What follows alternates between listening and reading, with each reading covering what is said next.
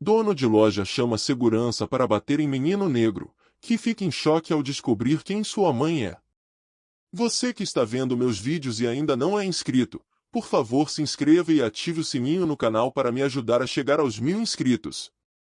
Também me diga mais uma coisa, de qual cidade você está assistindo?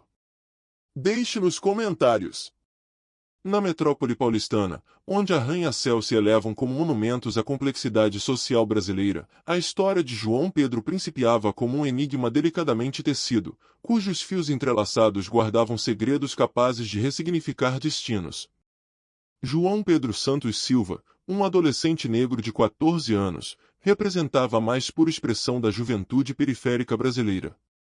Magricela, com pele retinta que refletia tons de chocolate escuro, olhos grandes e expressivos que continham uma singular mistura de vulnerabilidade e determinação.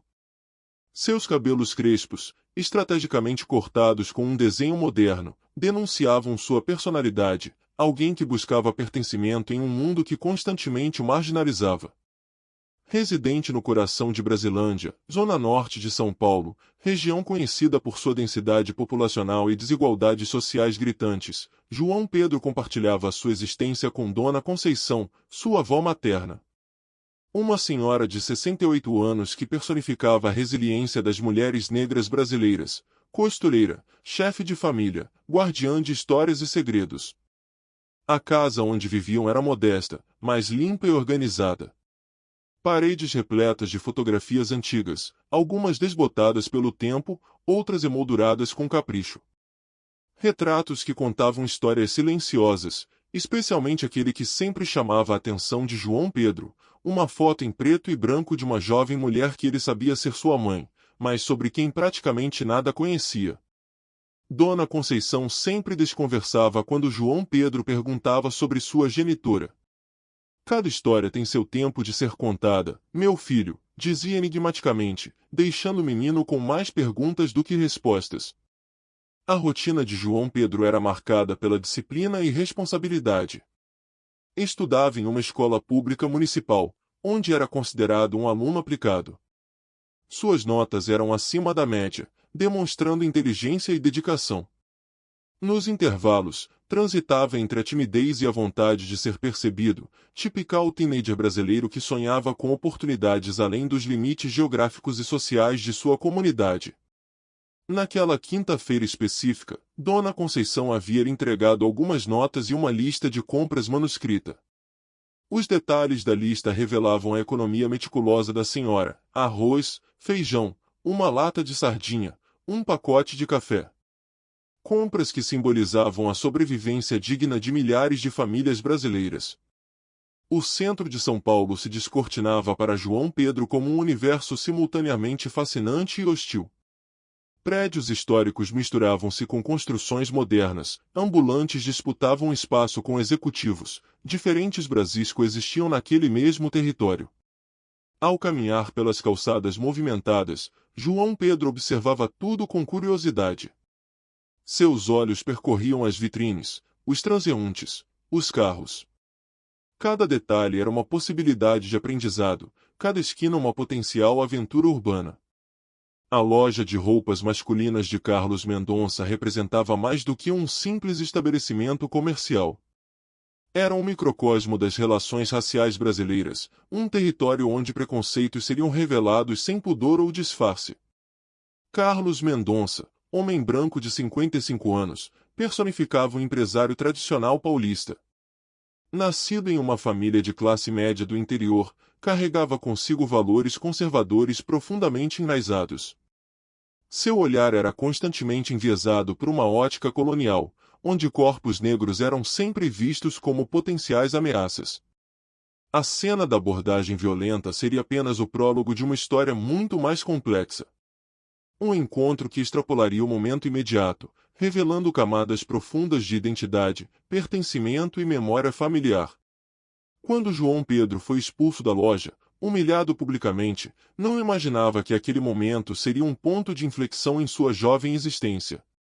Os segredos familiares começariam a se desarrumar como um novelo de lã, revelando conexões inesperadas que transformariam completamente sua compreensão sobre si mesmo e sua história. São Paulo, com sua polifonia de histórias não contadas, preparava-se para desvendar um mistério que conectaria passado e presente de uma forma absolutamente imprevisível. O incidente na loja de Carlos Mendonça representava muito mais do que um simples ato de discriminação isolado. Era o reflexo de estruturas sociais profundamente enraizadas, um microcosmo das complexas relações raciais brasileiras que se manifestavam cotidianamente nas esquinas, nos comércios, nas escolas e instituições do país. João Pedro não era apenas mais um adolescente negro vitimado pelo racismo. Ele era um jovem sensível, com uma inteligência aguçada que o permitia compreender nuances além de sua idade. Na escola, onde estudava no período integral, era conhecido por sua capacidade de análise e reflexão. Seus professores frequentemente destacavam sua maturidade intelectual, especialmente nas aulas de História e Sociologia. O ambiente escolar, embora teoricamente democrático, também carregava suas próprias contradições. Professores progressistas tentavam desconstruir narrativas racistas, enquanto alguns colegas reproduziam microagressões que feriam silenciosamente a autoestima dos estudantes negros. Nara, uma de suas melhores amigas, era uma jovem negra que compartilhava com João Pedro discussões profundas sobre identidade e pertencimento. Filha de um advogado militante dos direitos humanos, ela havia crescido com uma consciência política aguçada. O que aconteceu com você não foi um caso isolado, disse Nara após João Pedro compartilhar sua experiência na loja. Isso é parte de um sistema estrutural de opressão que nos persegue desde sempre. As palavras de Nara ecoavam um sentimento coletivo.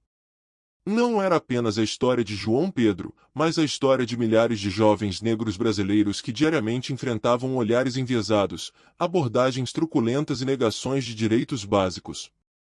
Dona Conceição representava a geração que havia sobrevivido aos piores momentos do racismo brasileiro. Sua trajetória era marcada por resistência silenciosa. Costureira desde os 14 anos, havia criado 3 filhos sozinha, enfrentando um mercado de trabalho extremamente hostil para mulheres negras. Na intimidade de seu lar simples em Brasilândia, guardava segredos que um dia transformariam completamente a vida de João Pedro. A foto da mãe do menino, sempre presente nas paredes, parecia guardar mistérios que um dia seriam revelados. Carlos Mendonça, por outro lado, representava um tipo específico de empresário brasileiro. Branco, nascido em uma família tradicional do interior de São Paulo, carregava privilégios que nunca havia questionado seriamente. Seu comportamento na loja não era um ato isolado, mas resultado de uma educação que naturalizava hierarquias raciais e sociais. Sua loja de roupas masculinas no centro de São Paulo era mais do que um negócio. Era um território onde suas concepções de mundo se materializavam. Clientes brancos de classe média eram tratados com deferência, enquanto jovens negros como João Pedro eram vistos como potenciais ameaças. O segurança Roberto, cumprindo ordens de Carlos, representava outro personagem nesse sistema de opressão. Um homem negro que reproduzia violências contra outros negros, resultado de um processo de alienação e de introjeção de valores racistas. São Paulo, naquele momento, era o palco perfeito para essa narrativa. Uma metrópole que concentra as maiores contradições sociais brasileiras. Rica e desigual, moderna e arcaica, cosmopolita e provinciana. Uma cidade onde histórias como a de João Pedro se multiplicam diariamente. As conexões entre esses personagens, aparentemente desconexos, começariam a se revelar de forma absolutamente inesperada. Um conjunto de coincidências que desafiariam todas as expectativas, preparando o terreno para revelações que transformariam completamente a compreensão de identidade de João Pedro. O destino tecia sua trama complexa, entrelaçando vidas que jamais imaginaram estar conectadas. Um novelo de histórias prestes a se desmanchar, revelando segredos que permaneceram silenciados por décadas. A vida de João Pedro estava prestes a sofrer uma transformação radical. Os fios soltos de sua história familiar começariam a se entrelaçar de uma forma que ninguém poderia prever, revelando conexões que desafiariam todas as expectativas. Semanas após o incidente na loja, um evento aparentemente aleatório mudaria o curso de tudo. Durante uma aula de história no colégio, a professora Beatriz propôs um projeto especial sobre genealogia e histórias familiares. Os alunos deveriam pesquisar suas origens, entrevistar familiares e construir uma árvore genealógica. Para João Pedro, esse projeto seria como abrir uma caixa de Pandora. Sua curiosidade sobre sua mãe, sempre contida por respeito à avó Dona Conceição, agora encontrava uma justificativa oficial para investigar. Vovó, perguntou João Pedro naquela noite, você poderia me contar mais sobre minha mãe? Preciso fazer um trabalho da escola. Dona Conceição hesitou. Seus olhos, normalmente firmes, ficaram marejados. Algo em sua expressão sugeria um peso de décadas de segredos guardados. Alguns dias têm seu próprio destino, meu filho, disse ela, escolhendo cuidadosamente as palavras. Talvez tenha chegado o momento de você conhecer parte da verdade. O que João Pedro não imaginava era que essa verdade conectaria diretamente com Carlos Mendonça, o dono da loja que semanas antes o havia humilhado publicamente. Dona Conceição começou a revelar fragmentos de uma história complexa. Contou que a mãe de João Pedro era Ana Clara, uma jovem advogada brilhante que havia trabalhado em um importante caso judicial envolvendo direitos trabalhistas. No auge de sua carreira, ela havia processado uma empresa por práticas discriminatórias. Essa empresa, revelou Dona Conceição, pertencia à família de Carlos Mendonça. O nome ecoou no pequeno apartamento como um trovão. João Pedro sentiu um arrepio percorrer sua espinha. Como assim? O homem que o havia humilhado tinha alguma conexão com sua mãe? A história continuou. Ana Clara havia descoberto irregularidades graves na empresa de Carlos. Documentos que comprovavam demissões motivadas por discriminação racial, assédio moral sistemático contra funcionários negros e mulheres. Seu trabalho como advogado estava construindo um caso que poderia expor publicamente os sistemas de opressão dentro daquela corporação. Mas algo havia acontecido. Ana Clara desapareceu misteriosamente semanas após iniciar as investigações. Ninguém nunca soube ao certo o que havia acontecido. Rumores sussurravam sobre ameaças, sobre forças poderosas querendo silenciá-la. Ela sabia que estava correndo riscos, disse Dona Conceição. Mas jamais imaginei que a revelação ficaria suspensa no ar, criando uma tensão que João Pedro sentia em cada célula de seu corpo. Carlos Mendonça, aquele homem que o havia tratado como um criminoso, tinha alguma relação com o desaparecimento de sua mãe? As peças de um quebra-cabeça complexo começavam a se movimentar, preparando um desfecho que ninguém poderia antecipar.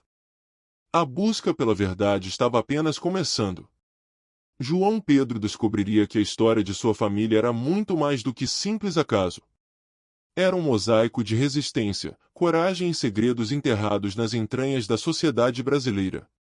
O destino preparava uma reviravolta que transformaria não apenas a vida de João Pedro, mas revelaria camadas profundas de injustiça e esperança. João Pedro sabia que descobrir a verdade sobre o desaparecimento de sua mãe seria uma jornada que exigiria coragem, persistência e inteligência. Após a revelação de Dona Conceição, uma chama interior o impulsionava a investigar cada detalhe, a desvendar os mistérios que cercavam a história de Ana Clara. A primeira pessoa que João Pedro procurou foi Nara, sua amiga da escola, conhecida por sua habilidade em pesquisa e seu senso de justiça. Juntos, começaram a coletar informações, usando os recursos que tinham disponíveis, internet, bibliotecas, contatos de advogados que conheciam. No escritório de advocacia onde Ana Clara havia trabalhado, descobriram os primeiros indícios importantes. Um advogado mais antigo, Alberto Silveira, havia sido colega próximo de Ana Clara. Quando soube que o filho dela o procurava, concordou em um encontro. Sua mãe era uma guerreira, disse Alberto em um café no centro de São Paulo. Ela estava investigando um caso de discriminação sistêmica que poderia derrubar uma das empresas mais influentes da cidade. As informações eram fragmentadas, mas poderosas. Ana Clara havia descoberto um esquema complexo de discriminação racial dentro do grupo empresarial de Carlos Mendonça. Documentos internos revelavam práticas de contratação que sistematicamente excluíam profissionais negros de cargos de liderança, criando uma estrutura organizacional que perpetuava desigualdades. Ela tinha provas irrefutáveis, continuou Alberto. Mas também tinha medo. Sabia que estava mexendo em um vespeiro perigoso. João Pedro ouvia cada palavra com uma intensidade que o surpreendia. Não era mais apenas um adolescente curioso, mas um jovem determinado a fazer justiça. Sua investigação o levou a lugares inesperados. Bibliotecas, arquivos públicos, conversas com antigos funcionários da empresa. Cada fragmento de informação era como uma peça de um quebra-cabeça complexo. Dona Conceição observava com um misto de orgulho e preocupação. Sabia dos riscos que o neto estava correndo, mas também compreendia sua necessidade de verdade. Alguns segredos são como feridas, dizia ela. Precisam ser expostos para cicatrizar. A escola, através do projeto de genealogia, tornou-se um aliado inesperado. A professora Beatriz, sensibilizada pela história de João Pedro, o auxiliava discretamente, fornecendo recursos e orientação para sua investigação. Carlos Mendonça, enquanto isso, continuava sua vida aparentemente normal. A loja no centro de São Paulo seguia funcionando, como se nada pudesse abalar sua estrutura de poder e privilégio. Mas João Pedro sabia que a verdade era uma força imparável. Cada documento, cada depoimento, cada fragmento de memória o aproximava mais da compreensão sobre o destino de sua mãe. A transformação de João Pedro era evidente. De um adolescente tímido e machucado pela discriminação, ele se transformava em um jovem consciente, determinado a combater injustiças. Sua dor inicial se convertia em combustível para a mudança. Nara o apoiava incondicionalmente. Você não está apenas buscando a verdade sobre sua mãe, disse ela. Está construindo uma narrativa de resistência para todas as pessoas que são silenciadas. As conexões entre os personagens começavam a se revelar de forma surpreendente. O incidente na loja, que parecia um evento isolado, mostrava-se agora como o primeiro ato de uma trama muito mais complexa. João Pedro compreendia que sua batalha ia muito além de sua história pessoal. Representava a luta de gerações contra um sistema estruturalmente racista, contra silenciamentos e apagamentos. A cidade de São Paulo, com suas contradições e camadas de histórias não contadas, preparava o palco para revelações que transformariam não apenas a vida de João Pedro, mas possivelmente toda uma estrutura de poder estabelecida. O destino tecia sua trama. E João Pedro estava pronto para desvendar cada um de seus fios. O destino preparava uma revelação que transformaria completamente a compreensão de João Pedro sobre sua própria existência.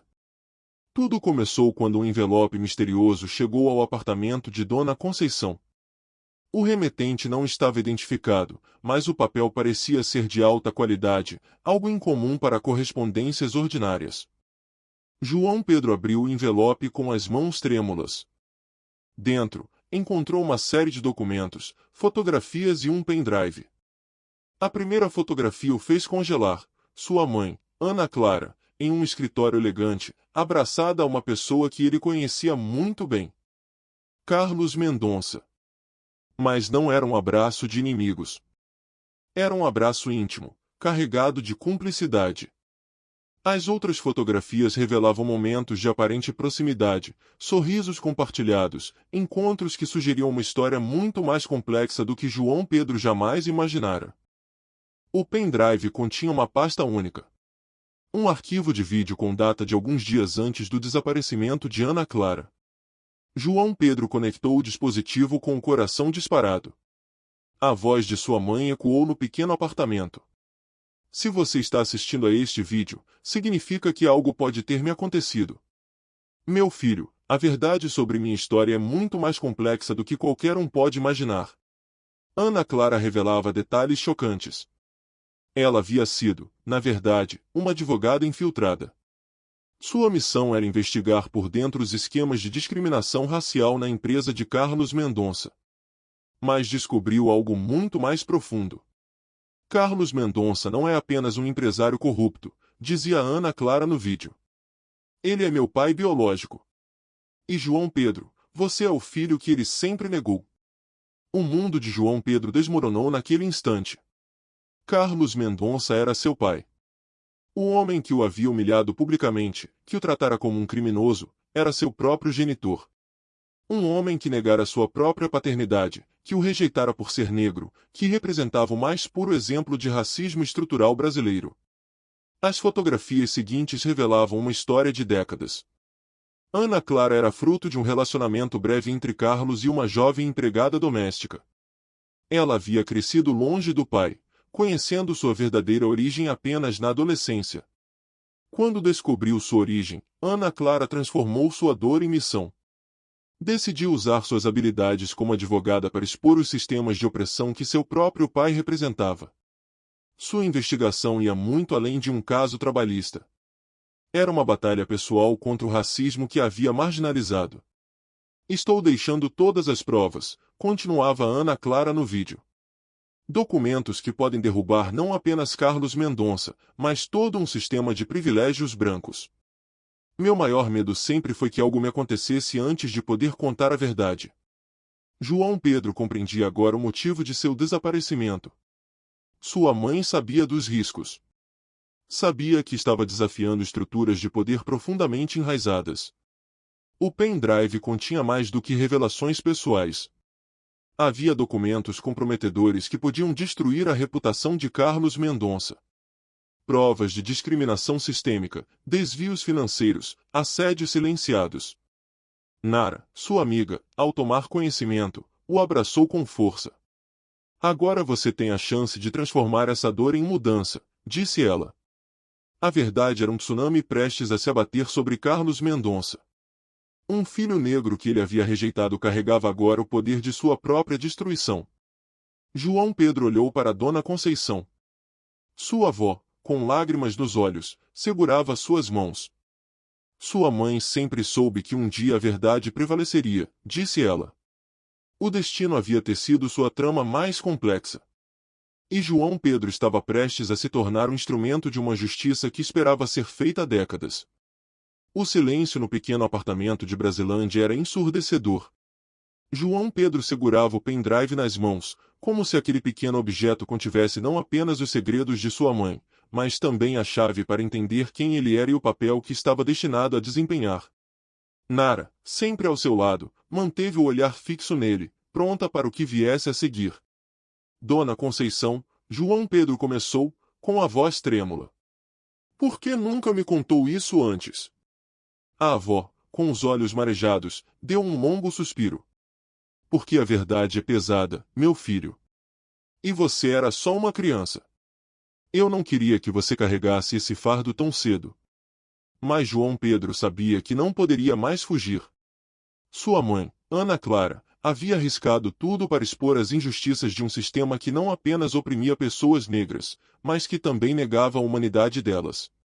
Agora, cabia a ele decidir o que fazer com as informações que tinha em mãos. Nos dias que se seguiram, João Pedro e Nara trabalharam incansavelmente para organizar as evidências do pendrive. As provas incluíam e-mails, gravações de reuniões e documentos internos da empresa de Carlos Mendonça, todos comprovando práticas racistas e ilegais. Mas havia algo ainda mais contundente, uma carta escrita por Ana Clara, destinada diretamente a Carlos. Na carta, Ana Clara confrontava Carlos não apenas como o empresário corrupto que ele era, mas também como o pai ausente que se recusará a reconhecê-la. Você me negou, me ignorou e tentou apagar minha existência. Mas saiba que o sangue que corre em minhas veias é tão seu quanto o meu. E agora, meu filho será o símbolo da resistência que você tentou silenciar. Decidido a buscar justiça, João Pedro tomou uma decisão ousada, ele confrontaria Carlos Mendonça pessoalmente. Na manhã ensolarada de uma terça-feira, João Pedro entrou na loja de roupas masculinas de Carlos. O mesmo local onde fora humilhado semanas antes agora se tornava o cenário de sua vingança moral. Carlos estava no balcão, revendo documentos. Quando ergueu os olhos e viu João Pedro, sua expressão mudou de indiferença para desconforto. O que você quer aqui? Perguntou, tentando manter a postura autoritária. João Pedro não hesitou. Colocou uma pasta cheia de documentos sobre o balcão e, com um tom de voz firme, disse: Eu sou João Pedro Santos Silva, filho de Ana Clara e neto de uma mulher que você ignorou por toda a vida. Sua tentativa de minimizar a situação foi interrompida quando João Pedro começou a revelar as evidências. A cada documento, a cada gravação, o empresário percebia que sua reputação e seu império estavam prestes a desmoronar. Você construiu sua vida com base no racismo, na exploração e na negação de sua própria família, continuou João Pedro. Mas agora, o mundo inteiro vai saber quem você realmente é. João Pedro não estava sozinho nessa luta. Nara havia contatado jornalistas e organizações de direitos humanos, que se comprometeram a divulgar as provas. Em poucos dias, a história de Carlos Mendonça e de sua empresa tornou-se manchete nacional. Protestos começaram a surgir em frente à loja e ao escritório central da empresa. Funcionários antigos e atuais deram depoimentos, confirmando as práticas discriminatórias. Carlos tentou negar tudo, mas as evidências eram irrefutáveis. Enquanto isso, João Pedro sentia um misto de alívio e tristeza. Embora a justiça estivesse sendo feita, ele ainda carregava a dor de nunca ter conhecido sua mãe plenamente. Algumas semanas depois, João Pedro foi convidado a participar de uma entrevista em rede nacional. Ao lado de Nara e de Dona Conceição, ele contou sua história, ressaltando a importância de lutar contra o racismo estrutural e de honrar o legado de sua mãe. Minha mãe não está aqui hoje, disse João Pedro, com a voz embargada. Mas seu espírito vive em cada ato de resistência, em cada conquista que alcançamos. Essa luta não é apenas minha. É de todos nós. Ao final da entrevista, o apresentador perguntou: o que você diria para outras pessoas que enfrentam injustiças semelhantes? João Pedro olhou diretamente para a câmera, como se pudesse falar diretamente com cada pessoa que já sofreu discriminação. Não deixem que apaguem sua luz. Mesmo quando o mundo parecer contra você, lembre-se de que a verdade é a arma mais poderosa que temos. Com o dinheiro arrecadado em indenizações e campanhas de apoio, João Pedro decidiu criar uma organização em memória de sua mãe, focada em oferecer suporte jurídico e educacional a jovens negros. A ONG, chamada Legado Ana Clara, tornou-se um símbolo de resistência e esperança. Carlos Mendonça, por sua vez, perdeu tudo. Seu nome se tornou sinônimo de vergonha e discriminação. Ele viveu seus dias restantes na obscuridade, atormentado pelas escolhas que fez. Já João Pedro, agora com 18 anos, continuava sua jornada. Não apenas como um sobrevivente, mas como um líder, determinado a transformar a dor de sua história em um farol de mudança para o futuro. E assim, em meio às adversidades, João Pedro encontrou sua verdadeira identidade, um símbolo vivo de que, mesmo diante das piores injustiças, a verdade e a coragem sempre prevalecem. Alguns anos se passaram desde os eventos que transformaram a vida de João Pedro. O garoto tímido e inseguro da periferia de São Paulo havia se tornado um homem forte, resiliente e admirado, cuja história ecoava como um símbolo de resistência e superação em todo o Brasil. A ONG Legado Ana Clara, fundada por João Pedro, cresceu além do que ele jamais poderia imaginar. Com sedes em várias capitais brasileiras, a organização oferecia apoio jurídico gratuito a vítimas de discriminação racial, programas de mentoria para jovens negros e oficinas de formação em direitos humanos. Escolas e empresas começaram a implementar projetos educacionais propostos pela ONG, e João Pedro era frequentemente chamado para palestrar em eventos nacionais e internacionais. No bairro da Brasilândia, a casa de Dona Conceição permanecia intacta, agora um espaço simbólico que também funcionava como um memorial dedicado à memória de Ana Clara.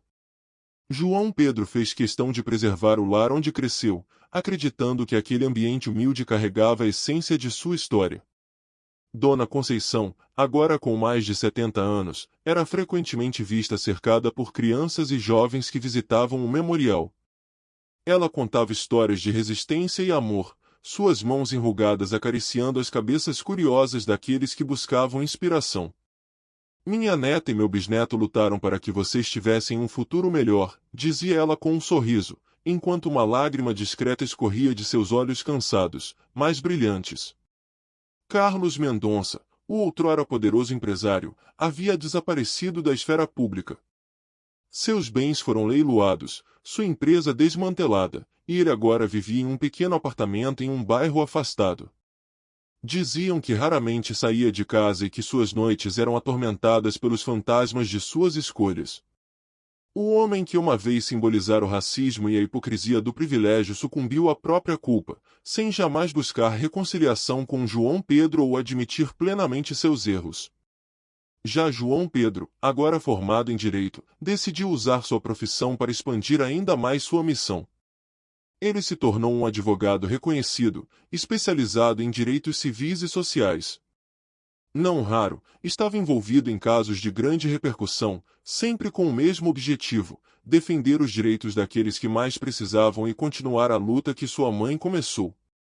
Um dia, enquanto visitava o memorial de sua mãe, João Pedro encontrou Nara, sua amiga de longa data, que agora trabalhava ao seu lado na ONG. Eles se sentaram no quintal, sob a sombra de uma árvore que João Pedro e sua avó haviam plantado anos atrás. "Você acha que sua mãe estaria orgulhosa de tudo isso?" perguntou Nara, observando o mural repleto de fotos, mensagens e troféus de reconhecimento no memorial. João Pedro respirou fundo antes de responder.